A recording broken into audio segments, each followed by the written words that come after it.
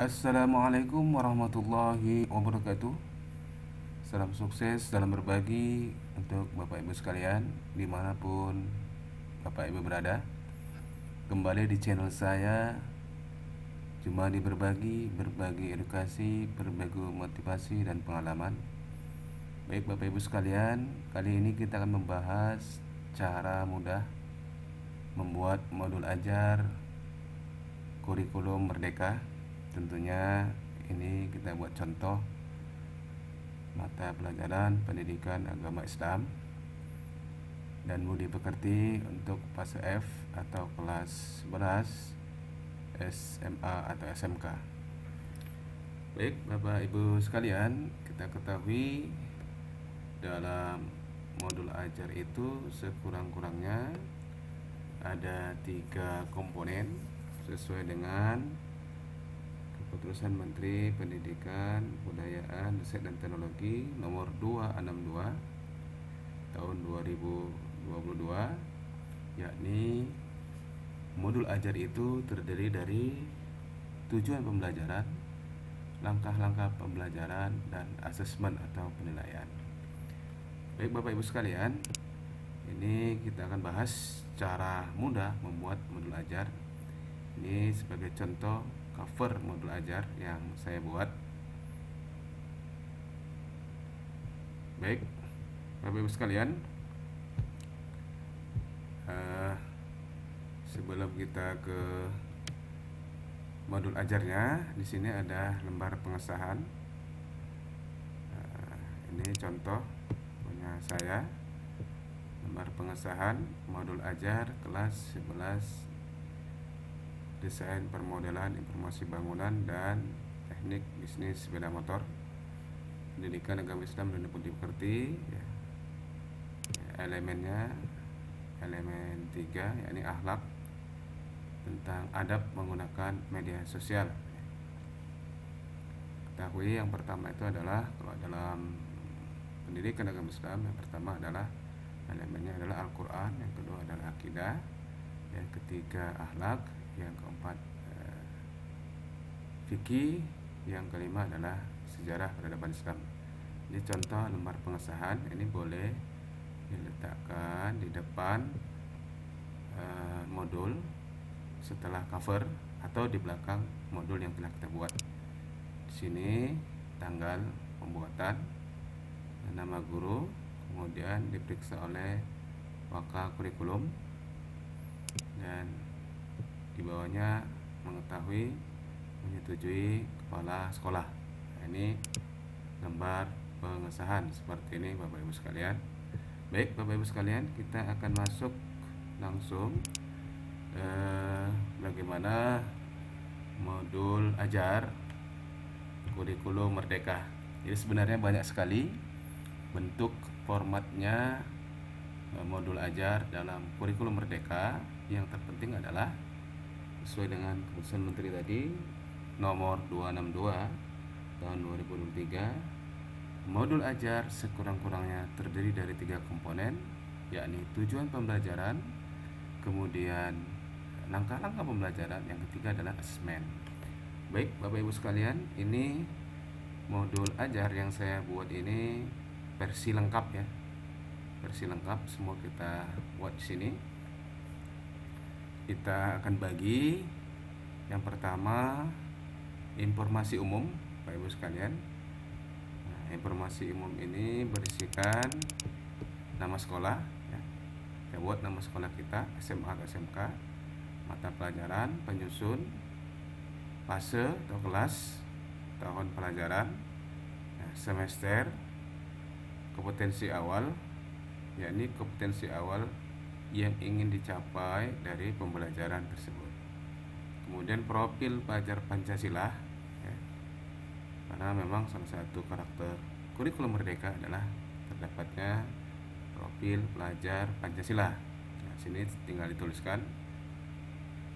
Kemudian sarana dan prasarana.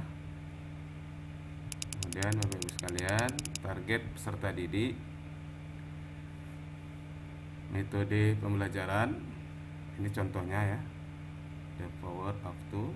Kemudian model pembelajaran, Project Based Learning atau PJBL, media pembelajaran video, alokasi waktu 3 jam kali 45 menit kali 3 kali pertemuan, ini 3 minggu. Ini contoh Bapak Ibu sekalian. Ini informasi umum ya, ini masih umum Bapak Ibu sekalian. Ini seperti ini. Yang kedua baru komponen inti dari modul ajar kurikulum merdeka. Ini elemennya akhlak, materinya adab menggunakan media sosial. Di sini tujuan pembelajaran yang saya beri warna kuning ini tujuan pembelajaran. Ini silakan nanti dilihat di tujuan pembelajaran yang telah ditentukan Bapak Ibu sekalian. Ada 6 tujuan pembelajaran yang saya buat. Kemudian kata kunci. Ini di sini contohnya adab online, media sosial, ghibah, tajasus, ujaran kebencian, sujon, hoax, tabayun. Kemudian rencana asesmen formatif dan sumatif. Nah, formatif ini adalah observasi dan tanya jawab selama pembelajaran. Artinya penilaian dilakukan dalam proses pembelajaran. Nah, sedangkan sumatif adalah asesmen penilaian setelah pembelajaran, baik sikap, pengetahuan, dan keterampilan. Nanti kita lampirkan di sini instrumen asesmennya atau penilaiannya. Nah, kemudian Bapak Ibu sekalian, di dalam modul ajar kurikulum merdeka ini ada pertanyaan pemantik. Jadi pertanyaan pemantik itu pertanyaan yang digunakan untuk memantik ya, rasa ingin tahu, memancing ya, atau memulai diskusi dan memulai penelitian. Bentuk pertanyaannya sebaiknya dalam pertanyaan terbuka. Contoh nih, mengapa, bagaimana, apakah. Jadi ini memancing rasa keinginan tahuan peserta didik. Ini pertanyaan pemantik. Jadi ini kita berikan di awal supaya mereka tertarik, mereka memiliki rasa ingin tahu terhadap materi pembelajaran. Nah, kemudian Bapak Ibu sekalian, di sini ada pemahaman bermakna. Jadi pemahaman bermakna ini adalah informasi tentang manfaat yang akan peserta didik peroleh setelah mengikuti proses pembelajaran. Ini manfaat tersebut nantinya dapat peserta didik terapkan dalam kehidupan sehari-hari. Contoh ini kita tuliskan di sini, contoh pemahaman bermakna dari materi pembelajarannya adab menggunakan media sosial. Nah, Bapak Ibu sekalian, komponen selanjutnya adalah langkah-langkah pembelajaran. Ini sama seperti kita membuat RPP di kurikulum ke-13. Ya, selayaknya langkah-langkah pembelajaran, ada pendahuluan, kegiatan pendahuluan. Di sini saya sampaikan ada 5, kemudian kegiatan inti, kemudian kegiatan penutup. Nah, jadi Bapak Ibu sekalian, di kegiatan penutup ini jangan lupa Bapak Ibu sekalian kegiatan refleksi atas pembelajaran yang telah berlangsung. Ini apa saja yang telah dipelajari dari kegiatan hari ini dan bagaimana perasaannya. Ini ditanyakan kepada siswa. Jadi guru dan siswa merefleksikan pembelajaran. Nah, ini ya. Kemudian ini saya buat pertemuan kedua, sama langkah-langkahnya, kegiatan pendahuluan, kegiatan inti, kemudian kegiatan penutup. Ya, ini pertemuan ketiga, ini sampai 3 pertemuan. Ya, ini tadi komponen inti ya Bapak Ibu sekalian. Nah, sekarang yang ketiga adalah lampiran-lampiran. Sini kita lampirkan. Tadi kita ketahui rencana asesmennya adalah formatif dan sumatif. Ini asesmen penilaian formatifnya ini ingin menilai karakter kemandirian, ini aspek yang dinilai di saat pembelajaran, saat proses pembelajaran berlangsung. Jadi ketika kita melaksanakan pembelajaran, kita melakukan penilaian terhadap peserta didik. Ini yang kita nilai, contoh ini karakter kemandirian. Nah, kemudian asesmen sumatif. Ini setelah pembelajaran. Ini sikap ya.